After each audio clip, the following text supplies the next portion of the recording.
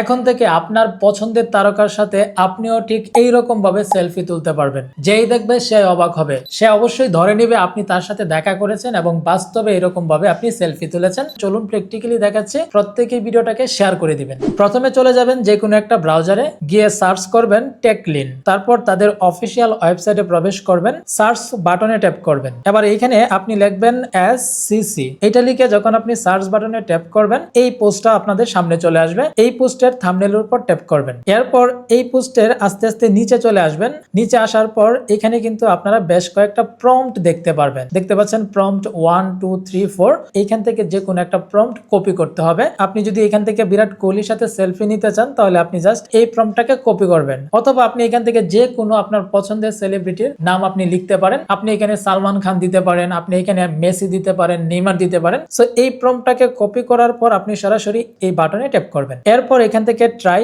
এখানে ট্যাপ করবেন। দেন এইখান থেকে আপনি গেট স্টার্টেড এখানে ট্যাপ করবেন। এবার এখান থেকে প্লাস আইকনের উপর ট্যাপ করে গ্যালারি থেকে আপনার পছন্দের একটি ছবি আপনি এখানে অ্যাড করবেন। এখানে আপনি যে প্রম্পটটা কপি করেছিলেন সেটা এখানে পেস্ট করবেন। তারপর এই বাটনে ট্যাপ করলে দেখবেন কয়েক সেকেন্ডের ভিতরেই কিন্তু সেই ছবিটা জেনারেট করে দিবে। তো দেখতে পাচ্ছেন নিচে কিন্তু আমাদের ছবিটা জেনারেট হয়েছে এবং এই ছবিটা দেখলে একদম 100% রিয়েলিস্টিক মনে হবে এবং এই বাটনে ট্যাপ করে আপনার গ্যালারিতে সেভ করে নেবেন।